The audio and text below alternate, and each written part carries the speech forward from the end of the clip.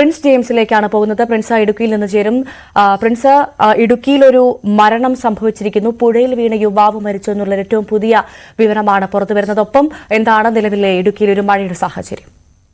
കഴിഞ്ഞ രാത്രി ഏകദേശം 1 മണിയോടെയാണ് ഇത്തരത്തിലൊരു അപകടം നടന്നതായിട്ടാണ് വിവരം. കഴിഞ്ഞ മാങ്കുളം താളുകണ്ടം സ്വദേശിയായ സനീഷാണ് മരണപ്പെട്ടത്. പുഴയിൽ അകപ്പെടുകയായിരുന്നു. താളുകണ്ടത്തെ ഇയാളുടെ പുതുക്കുടിയിലുള്ള വീട്ടിലേക്ക് ഇയാൾ പോകുന്നതിനിടെയായിരുന്നു അപകടം നടന്നത്. പുഴ കരകവിഞ്ഞൊഴുകുകയായിരുന്നു. ഇത് മനസ്സിലാക്കാൻ സാധിക്കാതെ പുഴയിൽ അകപ്പെടുകയായിരുന്നു എന്നാണ് സൂചന.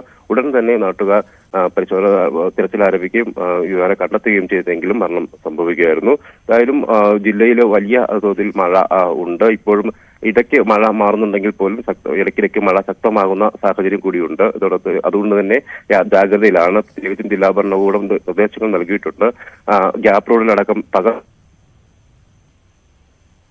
കഴിഞ്ഞ ദിവസങ്ങളിലും രാത്രിയാത്ര അനുവദിച്ചിരുന്നില്ല. സ്കൂളുകളിലെ അവധിക്ക് പുറമെ വിനോദസഞ്ചാര കേന്ദ്രങ്ങൾക്കൊക്കെ വിലക്കുണ്ട്. പ്രത്യേകിച്ചും കാറ്റ് കൂടുതലുള്ള പ്രദേശങ്ങൾ കൂടി വിനോദസഞ്ചാരികളോട് കണക്കെടുക്കുന്ന നിർദ്ദേശം നൽകിയിട്ടുണ്ട്. വെള്ളച്ചാട്ടങ്ങളിലടക്കം ഡാമുകളിലേക്ക് പോകരുന്നതിനോടൊപ്പം തന്നെ രാമക്കൽമേടക്കം ഉൾപ്പെടെയുള്ള കാറ്റ് അധികമായി വീശുന്ന പ്രദേശങ്ങളിലേക്കും പോകരുതെന്ന് നിർദ്ദേശിച്ചിട്ടുണ്ട്. കാരണം മഴയോടൊപ്പം അതിശക്തമായ കാറ്റാണ് ജില്ലയിലെ വിവിധ ഭാഗങ്ങളിൽ വീശുന്നത്. പ്രത്യേകിച്ചും തമിഴ്നാട് അതിർത്തിയോട് ചേർന്നുള്ള പ്രദേശങ്ങളിലൊക്കെ ശക്തമായ കാറ്റ് വീശുന്നുണ്ട്. ഇത് മരം ഒടിയുന്നതിനൊക്കെയുള്ള സാഹചര്യങ്ങൾ ഉണ്ടാകുന്നു. കഴിഞ്ഞ ദിവസങ്ങളിലൊക്കെ മരം ഒടിഞ്ഞു വീണ് നിരവധി വീടുകൾക്ക് മുകളിലേക്ക് വീഴുകയും ഒപ്പം വാഹനങ്ങൾക്ക് മുകളിലേക്കും റോഡിലേക്കും ഒക്കെ വീഴുന്ന സാഹചര്യം ഉണ്ടായി. മണിക്കൂറുകളോളം ഗതാഗതം തടസ്സപ്പെടുന്ന ഒരവസ്ഥയൊക്കെ ഉണ്ടായി. നിലവിലും മഴ ശക്തമായി തുടരുന്ന സാഹചര്യമുണ്ട്. ഡാമുകളിലെ ജലനിരപ്പ് വീഴുകയാണ്. കല്ലാർകുട്ടി, മലങ്കര തുടങ്ങിയ ഡാമുകളിൽ നിന്ന് വെള്ളം പുറത്തേക്ക് ഒഴുകുന്നുണ്ട്. അതോടൊപ്പം തന്നെ ചെറുകിട ഡാമുകളായ ഇരട്ടയാറിലും കല്ലാറിലുമൊക്കെ പരമാവധി സംഭരണ ശേഷിയിലാണ് വെള്ളം നിൽക്കുന്നത്. ഇടയ്ക്ക് ഈ കല്ലാറടക്കമുള്ള ഡാമുകൾ തുറന്ന വെള്ളം പുറത്തേക്ക് ഒഴുകുന്നുണ്ടെങ്കിലും നിലവിൽ ഷട്ടറുകൾ സാധിച്ചിട്ടുണ്ടെങ്കിലും ഏത് നിമിഷവും വീണ്ടും തുറക്കേണ്ട ഒരു സാഹചര്യം കൂടി നിലവിലുണ്ട്. പ്രിൻസ്, മലയോര മേഖലയാണ്. അതുകൊണ്ട് തന്നെ കൃത്യമായ ജാഗ്രതാ നിർദ്ദേശം അധികൃതർ നൽകിയിട്ടുണ്ടാകും. എന്തൊക്കെ ജാഗ്രതാ നിർദ്ദേശമാണ് നിലവിൽ ജില്ലയിൽ ഉള്ളത്? തീർച്ചയായും കഴിഞ്ഞ 2 ദിവസങ്ങളിലും രാത്രികാല യാത്രയ്ക്ക് ജില്ലയിൽ നിരോധനം ഏർപ്പെടുത്തിയിരുന്നു. പ്രത്യേകിച്ചും മലയോര മേഖലയിലൂടെയുള്ള യാത്രയ്ക്ക് നിരോധനം ഏർപ്പെടുത്തിയിരുന്നു. ഇതോടൊപ്പം തന്നെയാണ് ഗ്യാപ് റോഡിലൂടെ പകൽ സമയത്തും യാത്ര അനുവദിക്കുന്നില്ല. പ്രത്യേകിച്ചും ദേവികുളം മുതൽ ചിന്നക്കനാലിലെ പവർ ഹൗസ് വരെയുള്ള ഗ്യാപ് റോഡിന്റെ ഭാഗങ്ങളിലൂടെയാണ് യാത്ര അനുവദിക്കാത്തത്. കഴിഞ്ഞ മുൻ വർഷങ്ങളിലെല്ലാം ഗ്യാപ് റോഡില് പെരുമഴക്കാലത്ത് മണ്ണിടിച്ചിലും ഉരുൾപൊട്ടലും ഉണ്ടാകുകയും മരണം വരെ സംഭവിക്കുന്ന ഒരു സാഹചര്യം ഉണ്ടായിരുന്നു. അതുകൊണ്ട് തന്നെയാണ് മുൻകരുതൽ എന്ന നിലയിൽ ഗ്യാപ് റോഡിലുള്ള യാത്ര താൽക്കാലികമായി നിരോധിച്ചിരിക്കുന്നത്. ഇതോടൊപ്പം വിനോദസഞ്ചാര കേന്ദ്രങ്ങളിലേക്ക് വിലക്കുകളുണ്ട്. പ്രത്യേകിച്ചും വെള്ളച്ചാട്ടങ്ങളും ഡാമുകളിലേക്കും ഒക്കെ സഞ്ചാരികളോട് പോകരുതെന്ന് നിർദ്ദേശിക്കുന്നു.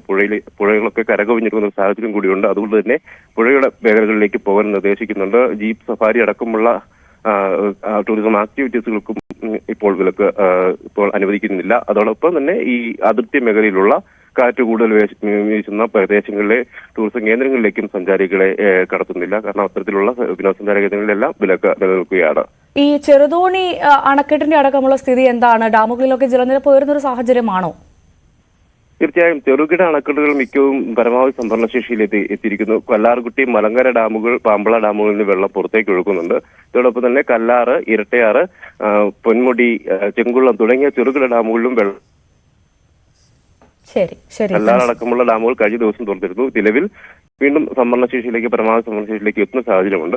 ഇതോടൊപ്പം തന്നെ പ്രധാന അണക്കെട്ടുകളായ ഇടുക്കിയും മുല്ലപ്പെരിയാറും പോലുള്ള പ്രധാന അണക്കെട്ടുകളിലേക്കും നീരൊഴുക്ക് ശക്തമായി തുടരുകയാണ്. എങ്കിലും ഇവിടെ ഈ ഡാമുകളൊന്നും തുറക്കേണ്ട സാഹചര്യങ്ങളില്ല. പരമാവധി സംഭരണശേഷി വളരെ കുറവാണ്. നിലവിൽ ജലനിരപ്പെങ്കിൽ പോലും ഇപ്പോഴും വൃഷ്ടി പ്രദേശങ്ങളിലൊക്കെ മഴ തുടരുന്നതിനാൽ വലിയ തോതിൽ തന്നെ ഇത്തരം ഇടുക്കിയിലേക്കും മുല്ലപ്പെരിയാറിലും ഒക്കെ വെള്ളം ഒഴുകിയെത്തുന്നുണ്ട്.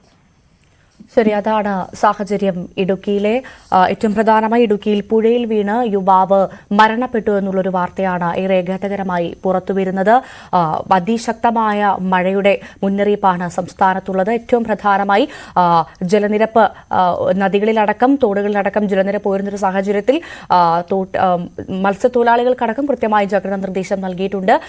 പുഴയിലേക്കും തോട്ടിലേക്കും ഇറങ്ങരുതെന്ന ആളുകൾക്കുമുള്ള മുന്നറിയിപ്പുണ്ട്. ഈ മുന്നറിയിപ്പുകൾ പൂർണ്ണമായും ആളുകൾ പാലിച്ചേ മതിയാകൂ, അല്ലെങ്കിൽ വലിയ ദുരന്തത്തിന് വഴിവെക്കും. എന്തായാലും ഇടുക്കിയിൽ മഴ ഇപ്പോൾ വലിയ മഴയില്ല എന്നുള്ള വിവരമാണ് പുറത്തുവരുന്നത്. ഇനി